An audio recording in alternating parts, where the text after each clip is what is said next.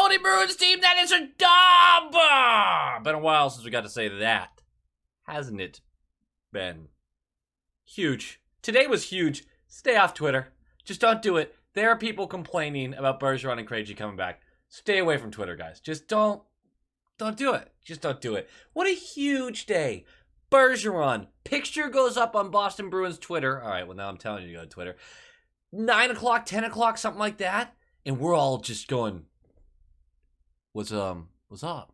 And then boom, news comes out. He re-signs for $2.5 million with $2.5 million in potential performance bonuses.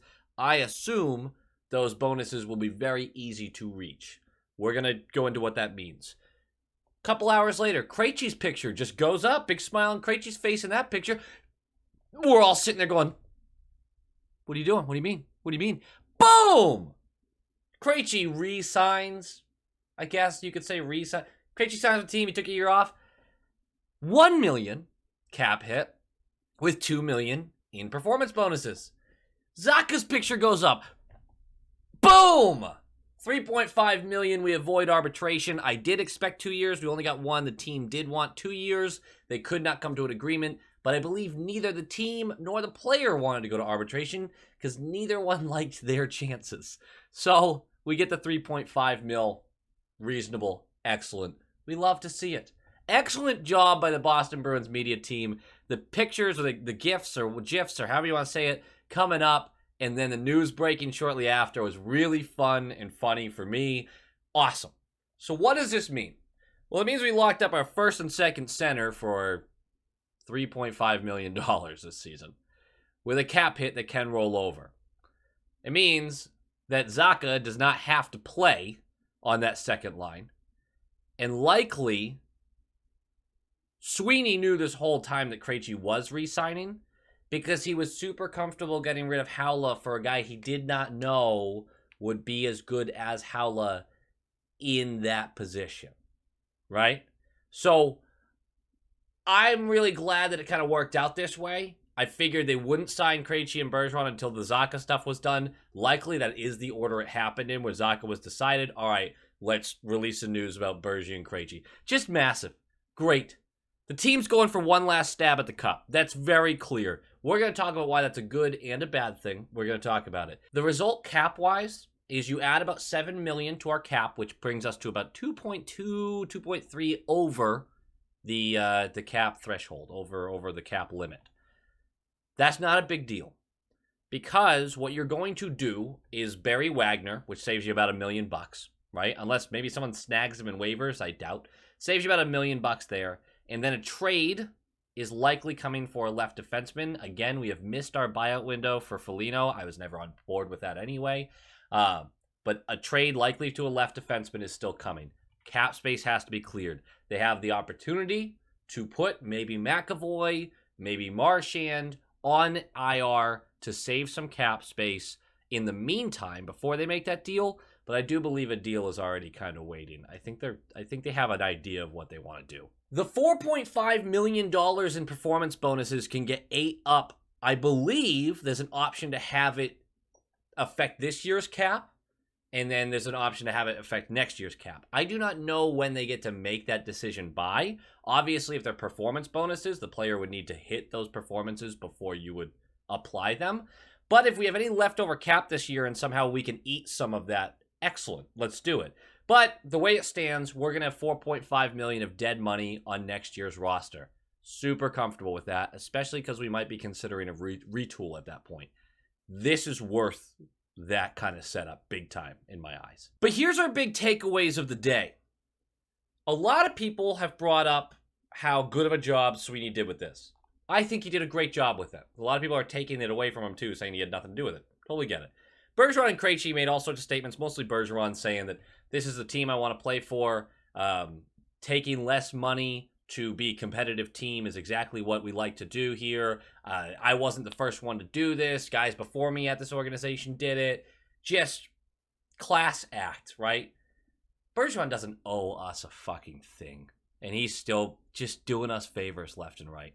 And you love to see it. And I am going to give Sweeney credit, and I am going to give him credit on Krejci, and I am going to give him credit on Zacha, because he's still in those rooms with those conversations, and he has a history of getting guys to buy in for lower numbers.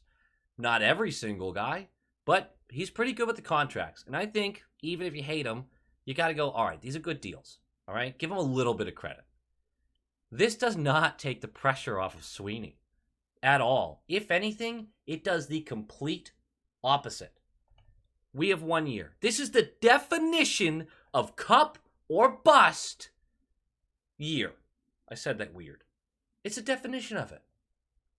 You now know your time frame.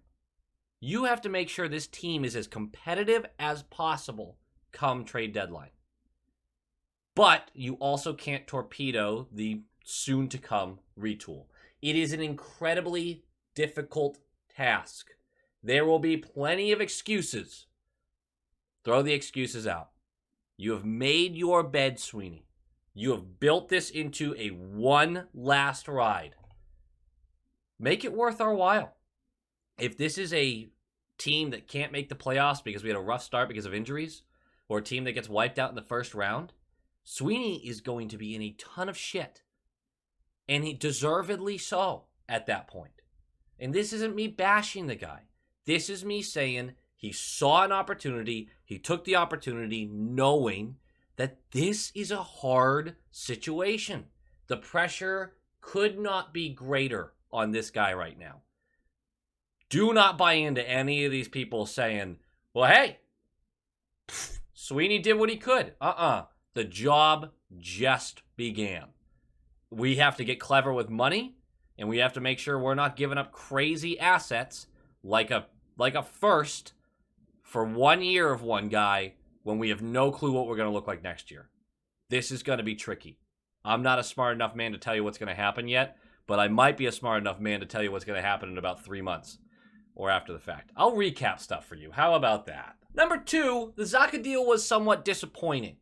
I expected multiple years. I just wanted 2 years. But having 1 year, there's kind of a conversation of, okay, well, Zacha is more expensive than Haula, and he's also going to be a UFA at the end of the year. What was the point? Getting him in the building to work with guys like Bergeron, Krejci, Coyle, huge. Sweeney is obviously confident in re-signing these guys. But also, if Zacha's great and we sign him on to be a 2C, like, awesome. And if he's not, and he walks at the end of the year, yeah, I guess we wasted $500,000 on the younger guy, but that's kind of a risk worth taking. It's not great to only get the 1 year out of him. New system, injury bug year, all sorts of excuses. But I can definitely see the line of thought on this could be a lot worse. Glad we got him. If he's great and we sign him long-term, awesome. If he's not and he walks, I'm not going to feel shitty about having given up Haula. We have Krejci back. And if Krejci's healthy, that 2C is all Krejci. By the way, what are the odds, and I was just talking about this with my buddy Trevor.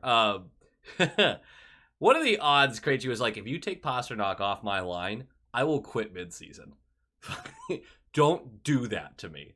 Let me have Hall. Let me have Pasta. Let me cook.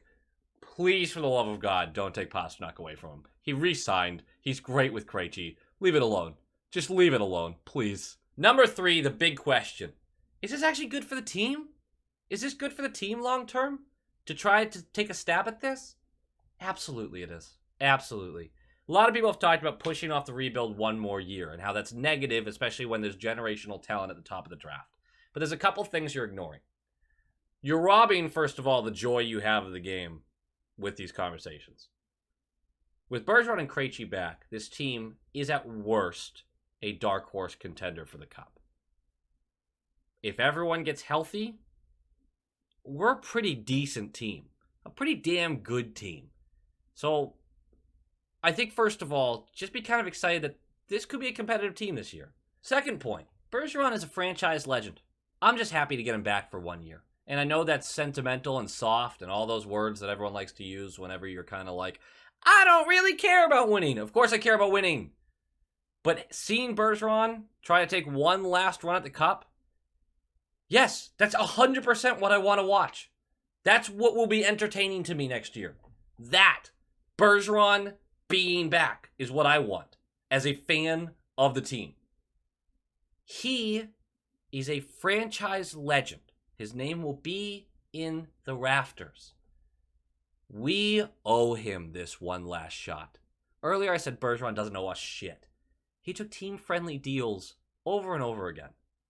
We owe him this one last shot.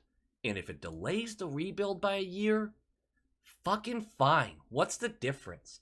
And I say what's the difference because were we getting a top 3 pick where the generational talent is? Even without Bergeron and Krejci.